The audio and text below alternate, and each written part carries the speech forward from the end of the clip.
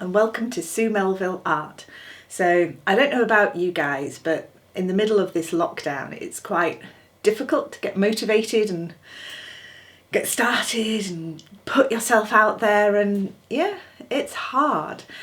So I thought I would do my tutorial on drawing a rose because it's something that I was going to do this week anyway in workshops, and now that I can no longer be with you, I thought I would just share how it's done.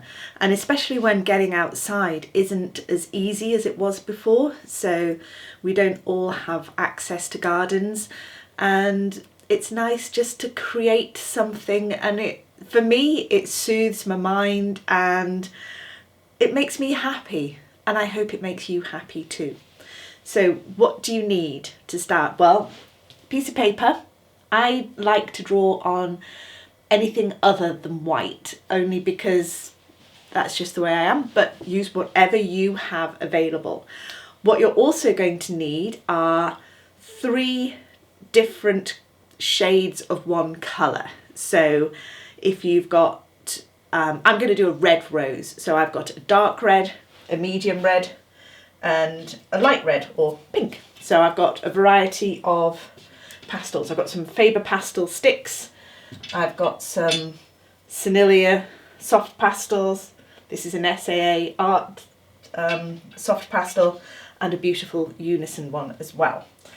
So I've got 3 shades of red. I've got the same in green, so I've got a dark green, a medium green and a light green, and I've got a white. So, oh, and I've also got a yellow pencil. This isn't necessary, but I'll show you why in a minute, because a lot of people have asked me about tone and how do you get something to look 3-dimensional, and that's what all the light, medium and dark is about, and it's about how the light strikes an object. So like I say, we're going to draw roses because roses are essentially just a spiral, so you don't need a photograph or a reference photo or a rose in front of you necessarily. So it's something that you can do no matter where you are. And to be fair, I'm saying, you know, you can do this wherever you are, and I'm saying you need a dark, a medium and a light.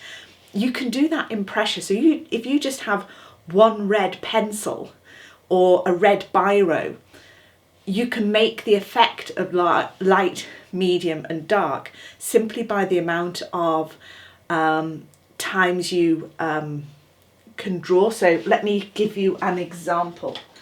Let me find a red pencil. Red pencil. On this test piece, I'll just show you what I mean, and then, you know, if you only have one thing available, that's fine. So if I wanted to do a light, a dark and a medium with this pencil, I would do a light, hardly any pressure.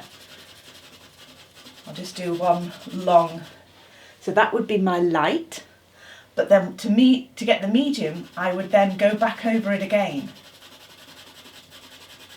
And can you see that's a bit darker than the one before? And then for the dark, I would simply go over again and maybe apply a bit more pressure. So there you have the dark, medium and light using just one pencil. So if you just have one available, don't worry. And the reason I'm using roses is because roses flourish in every colour available. So if you have a blue, biro, you can do it in a blue biro. There are blue roses. So that's what we're doing. Okay. So what is a rose and how do I draw it? Especially if I'm new to drawing, I have no photographs of roses or roses near me. Well, think in your mind's eye, picture a rose. Roses are made up of spirals, effectively, petals curled around each other in a tight spiral when it's in a bud, and then it opens out. And that's effectively what you're doing. You're just drawing a spiral going out with the outer petals further away and the inner petals close by. So let me show you what we mean. So we're going to start with, I'm going to use my white pencil because I've used a coloured background and it'll stand out better. So what we do is draw a little C going the wrong way. this confuses everybody. When I was dyslexic, well, I still am dyslexic, I just kind of manage it better now, but my letters were always the wrong way around. So to me, this was a C, and I still fight to get the C's the right way around. Learning to do joined up writing kind of helped. But anyway, I digress. And then draw another C linking in, so it looks like it's joined in together. What I'm then going to do is essentially keep spiralling these C's, with the C's getting bigger and bigger. As you can see, what I'm doing is I'm doing it slightly flat, so that, because we're not looking at it face on, you know, directly down on top of the rose, we're looking at it from an angle. So this gives the illusion of something that's happening. So what I'm also doing is just drawing some straight lines coming down, because and I'm just going to sweep a few of these outside petals coming in.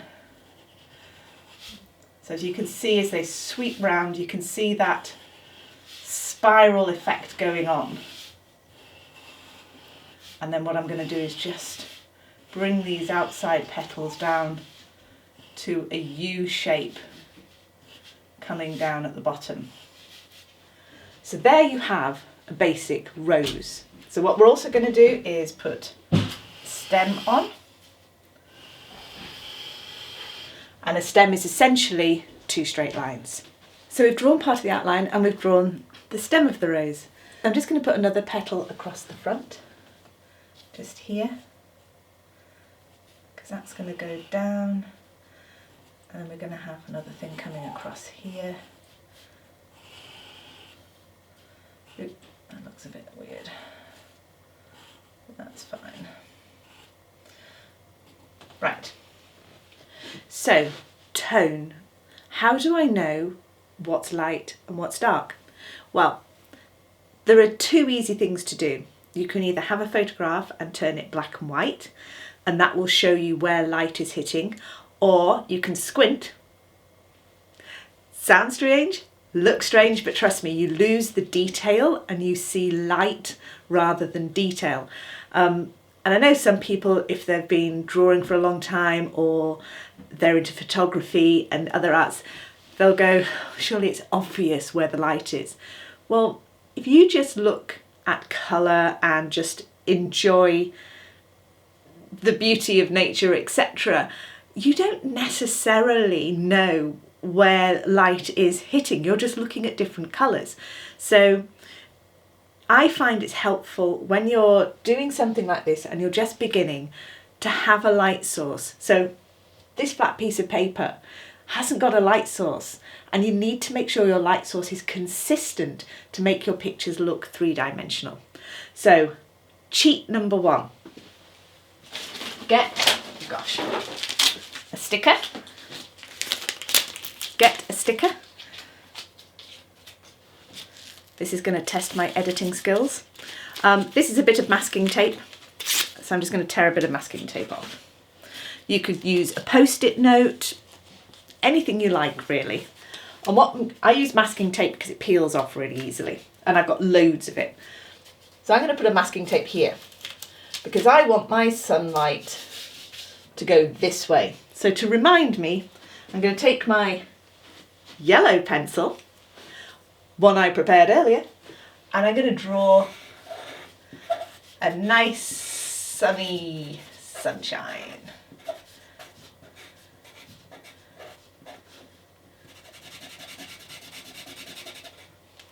And that reminds me where the light is coming from. So, if the light is coming from here, that means all this side of the rose is going to be lighter than this side of the rose, because this side of the rose is going to be in the shade. So what I'm going to do is I'm going to take my dark pastel. Which one shall I use? I'm going to use this one. This is a Faber-Castell pastel stick. And I'm just going to put the dark around the darkest areas of this rose. So this is going to go down here and here under this petal. because the light's going to hit this side but not the underside of these petals here. And it's going to come in here, and there's going to be quite a lot more dark going on in the centre. And a little bit on these bits here, because the light's going to hit these petals, but on the other side of these petals it's going to be slightly darker.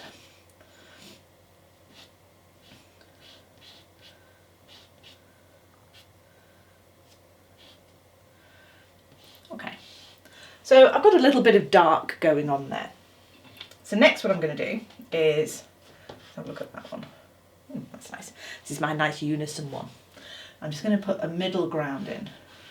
So this is the bits that are in between light and dark, which usually come next to the dark. So there's going to be a fair bit coming in here. And the great thing about art, and especially things that you're drawing from your imagination, is that nobody's going to come back and say, well, it didn't really look like that, because nobody's going to know. It's in your mind. So I've now got a bit of middle ground and a little bit dark. The other good thing about art is it's your creation. So if you think, actually, there's a bit more dark in there than I've put, I can go back and put more dark in. And this is pastels, and I'm using a Pastlemat paper, which means that I can do a bit of blending as well.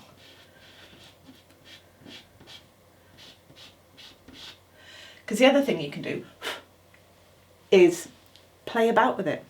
You can spend as much time as you like on your drawings. Right, I'm now going to put this SAA Artist Soft Pastel. This is a very pale pink, and I'm just going to put this around the edges. So this is where the sun's hitting. So it's hitting around the edges, top edges of these petals. And down this side of the rose itself.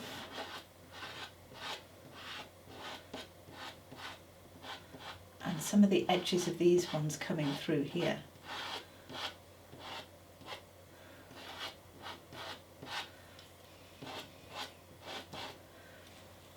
So what I'm also going to do is get my finger and just blend that in a little bit, do a swirly motion to really make this a smooth transition. And that's taken a bit of the dark out, so I'm going to put a bit more dark back in.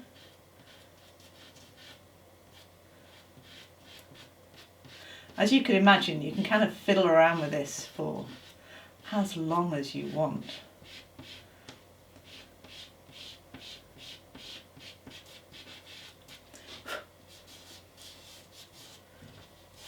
And then what I'm going to do is take my white, so I've got a white pastel pencil here, and I'm just going to just really pick out those bits that I think.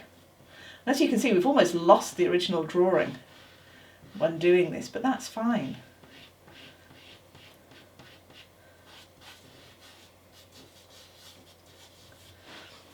And as you can see, we've got this lovely, delicate rose shape. So I'm going to leave it there for a minute. And what I'm going to do is move on to the stalk. So what we have under roses as well, they have those little green bits underneath the rose proper. And all they are really is just very thin green. So I'm going to do dark green first, and then on the side with the sun coming down, I'm just going to lighten those up a bit because they're going to be in this light. And then I'm going to take that light right the way down the stem, and I'm going to put the dark on the other side of that stem.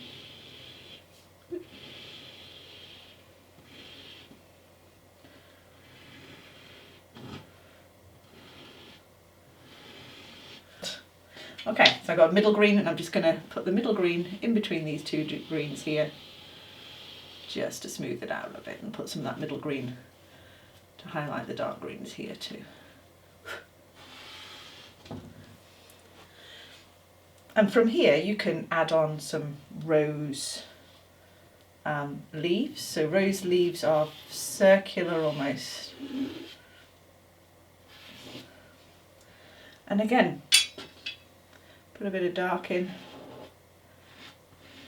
This is going to be in the shade because the light's not hitting it.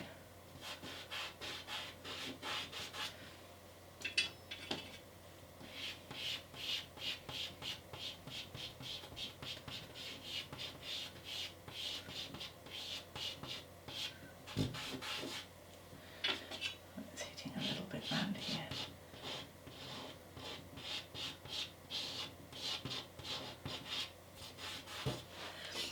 And you can work on this for as long as you want.